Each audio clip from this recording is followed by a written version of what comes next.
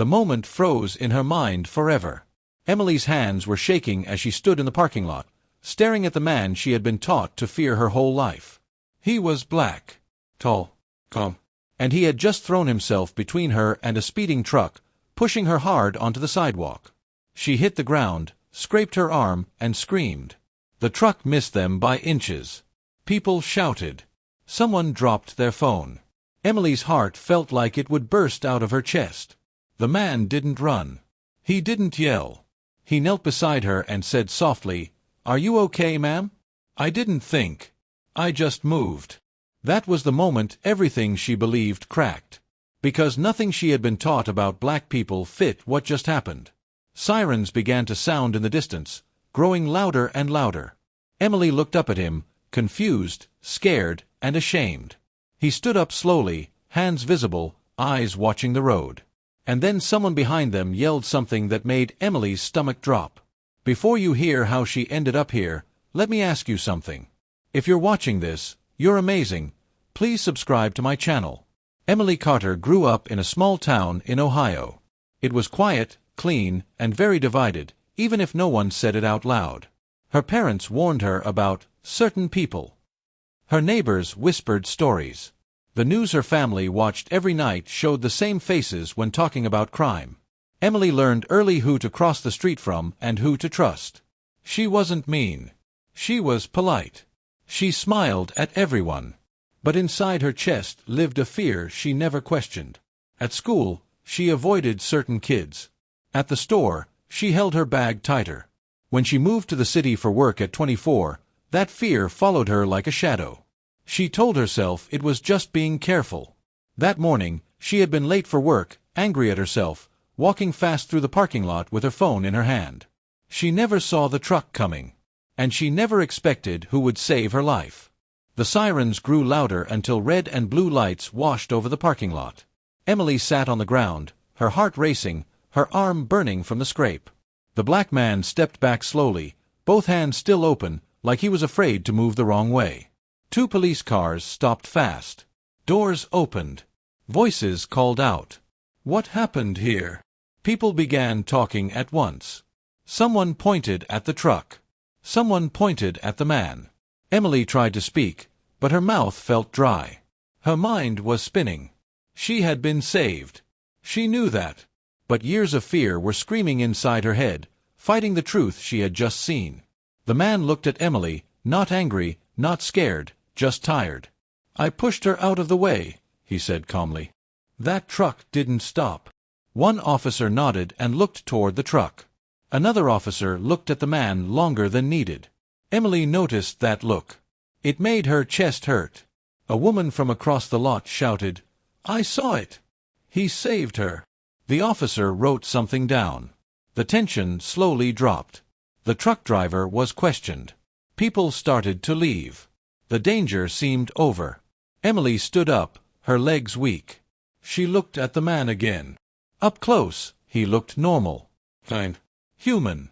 Nothing like the pictures her mind had painted for years. "Thank you," she said quietly. He smiled a little. "You're welcome. Be careful out here." She watched him walk away, her thoughts loud and confusing. For the first time in her life, she wondered if she had been wrong about everything she thought she knew. The rest of the day passed slowly. At work, she couldn't focus. That night, she couldn't sleep. His face kept coming back to her. The next morning, as Emily walked out of her apartment building, she froze. The same man was standing across the street. And this time, he wasn't smiling. Emily's heart dropped. For a second, all her old fear rushed back. Her body felt stiff, like it didn't know whether to move or run. The man stood near a bus stop, holding a coffee, looking down at his phone. He hadn't even noticed her yet. "Relax," Emily whispered to herself. "He saved you. He's just a person." She took a slow breath and stepped forward. The sound of her shoes made him look up. Recognition crossed his face, and his expression softened. "Oh, hey," he said. "You're the one from yesterday. You okay?" "Yes," Emily replied, her voice shaking. Yes. I wanted to say thank you again. I didn't get the chance." He nodded. I'm Marcus. I'm Emily. They stood there awkwardly for a moment. Then the bus arrived, loud and sudden. Marcus stepped on first, then turned back. You coming? Emily surprised herself by saying yes. They sat a few seats apart. The ride was quiet, but not uncomfortable. Emily noticed small things, how Marcus moved to give an older woman more space, how he smiled at a little kid making faces through the window. Nothing matched the stories she grew up with. When they got off at the same stop, Emily laughed nervously. We work close by, I guess. Looks like it, Marcus said. For the next few days, they kept running into each other. Small talks turned into longer ones. Emily learned Marcus worked at a community center with kids. He learned Emily worked in an office downtown. She found herself looking forward to seeing him. But not everyone was happy. One evening, as they walked together, a car slowed down beside them. A voice shouted something ugly from the window. Emily flinched. Marcus stopped walking. The car came to a hard stop, and the door swung open. Emily froze as the car door swung wide. A man jumped out, shouting at them. His face was red, and his voice shook with anger. You don't belong here, he yelled, pointing at Marcus. Emily's stomach dropped. Her old fears tried to claw their way back, the lessons she had been taught as a child screaming in her head. She wanted to step back, to run, but she couldn't. Marcus didn't move. He stood tall, calm, and unafraid. Sir, please calm down, Marcus said softly, holding up his hands. The man didn't listen. He stepped closer, shouting louder. Emily's heart pounded. People walking by stopped, staring. Some started recording on their phones. Emily grabbed Marcus's arm. Maybe we should just go, she started, but Marcus shook his head. You stay calm, he said. I've got this. The man lunged, trying to shove Marcus. Emily screamed and stepped forward to stop him, but Marcus caught the shove and held the man back. Emily's mind raced. Nothing about this should be happening. She had never imagined herself in a situation like this. Suddenly, the man tripped and fell, crashing to the ground. A passerby stepped in and helped restrain him. Police sirens blared in the distance. Marcus looked at Emily, his expression steady but concerned. Emily's legs were shaking. Her heart was racing, and for the first time, she realized the difference between fear based on lies and fear based on reality. Marcus hadn't hurt anyone. He hadn't acted violently. He had only protected her. The officers arrived, quickly taking statements from the man, the passerby, and Emily. She watched Marcus calmly explain what had happened, how he had only tried to defuse the situation. Emily couldn't believe it, again. Her whole life, she had been raised to expect anger, violence, danger. And yet, Marcus had shown nothing but patience, humanity, and strength. When the officers finally left and the man was taken away, Emily exhaled slowly. Relief mixed with disbelief. She looked at Marcus and whispered, I've been wrong all this time. Marcus smiled faintly, but before she could say more, her phone buzzed. A news alert popped up. Local hero saves woman from aggressive stranger. Video goes viral. Emily's stomach sank. The video had captured everything. And she realized with a sudden chill that everyone, her friends, her family, even people she didn't know, would see Marcus and judge him before they understood the truth. The notifications kept coming. People online were already leaving comments, some praising, some questioning. Then, a message appeared on her phone from an unknown number. It read, You don't know the full story. Watch your back. Emily's hands shook as she stared at the message. She had no idea who it was from. Her heart raced faster than it had during the parking lot incident. Was it a joke? A threat? Or someone who had been watching Marcus and her? Marcus noticed her panic. What's wrong? He asked, his voice calm but concerned. Emily hesitated. I just got a message. I don't know who it's from, but it said. She showed him the phone. Marcus read it carefully and frowned. Looks like someone doesn't want us to talk, he said. Maybe it's nothing. Could be someone reacting to the video online. Emily wanted to believe him, but a pit of dread grew in her stomach. She thought of everything she had learned about the world, who to fear, who to trust. And yet, Marcus had shown her that what she believed was wrong. Now, everything felt even more uncertain. Over the next few days, Emily tried to focus on her work, but the message lingered in her mind. Every notification, every unknown number, made her jump. She avoided checking social media, but she couldn't stop herself from glancing at the video. Marcus was everywhere online, people calling him a hero, others questioning his motives. Emily felt torn. One afternoon, Marcus invited her to the community center where he worked with kids. Emily hesitated, then agreed. The moment she entered, she felt a strange calm. The kids laughed, played, and greeted Marcus warmly. It was a side of him she had never seen online. He wasn't the object of fear or judgment. He was kind, patient, and respected. Emily began to relax, to see him for who he truly was, not the distorted stories she had been taught as a child. But just as she started to feel safe, she noticed a man standing at the edge of the playground. He was tall, wearing a hood, and staring directly at her and Marcus. Emily's heart skipped. She wanted to move, to hide, but the man didn't leave.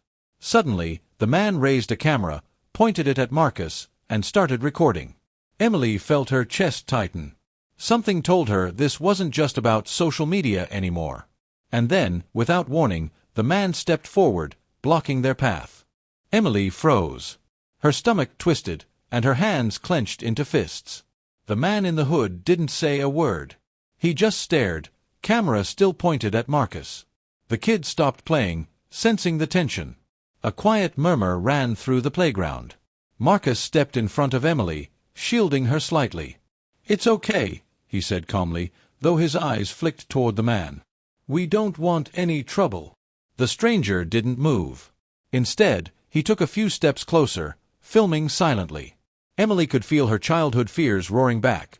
Fear of strangers, fear of black men, fear of conflict, but she also remembered what Marcus had taught her through his actions: calm, patience, and humanity. Then, out of nowhere, one of the kids shouted, "Hey! You can't be recording him like that." The boy ran toward the stranger, waving his arms. The man's face twisted in anger. Emily's heart thumped. She wanted to run, but she couldn't leave Marcus. The stranger's hood fell back slightly as he swung the camera toward the ground, but in that instant, Emily saw something shocking. A badge. Not a police badge, but a private security badge clipped to his belt. "Security," Emily whispered, confused. Why is he?" Before she could finish, the man lunged forward and grabbed Marcus's shoulder, pulling him backward. The camera clattered to the ground, shattering. The kids screamed. Emily gasped, trying to pull Marcus back. But he held his ground, using his body to block the man. Suddenly, the man swung a heavy metal pole that had been tucked under his arm, aiming at Marcus. Emily's scream echoed through the playground as the pole came down with a loud crash. If you're watching this, I need you to pause for a second. You're amazing. Please make sure to share this story and subscribe to my channel. The impact didn't hit Marcus, but it shattered a bench next to him, sending splinters flying. The man yelled, furious, and stepped closer. Emily's mind raced. She had never seen anyone so enraged. Marcus looked calm, but Emily could see the tension in his muscles. And then, just as the man raised the pole again, a sharp whistle cut through the air. Emily turned to see someone running toward them, someone she never expected.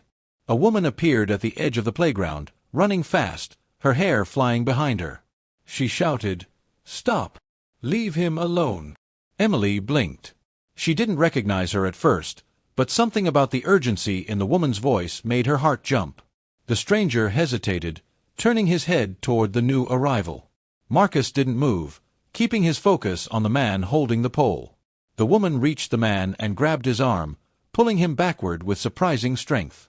"You're out of control. This isn't how we handle things," she yelled.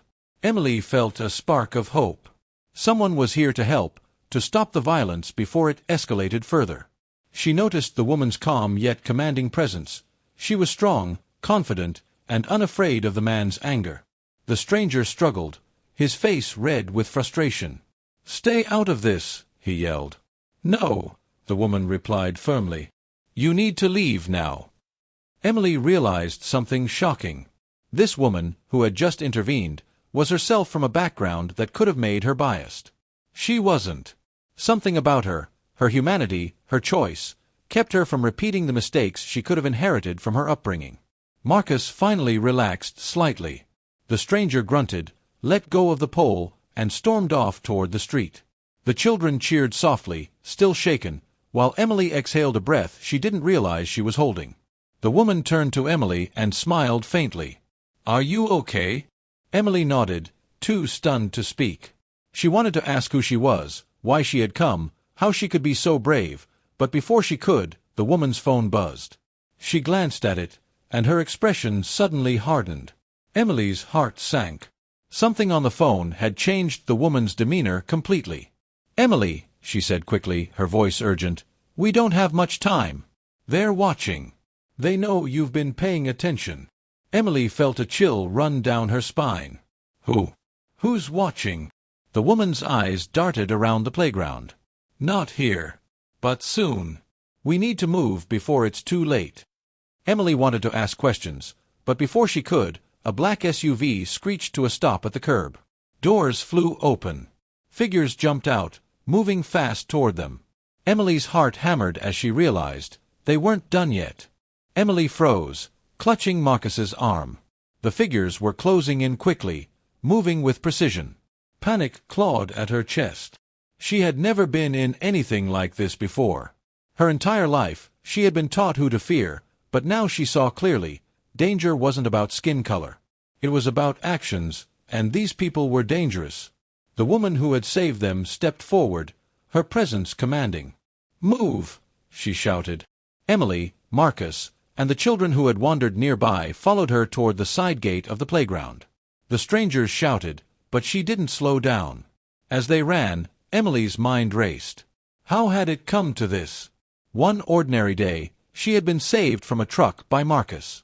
That act alone had already shattered her fears. And now? Now it seemed like the world was trying to punish them for seeing the truth. They reached a small alley behind the playground. The woman held a hand up, signaling them to stop. Breathing hard, Emily looked at her, trying to catch her name.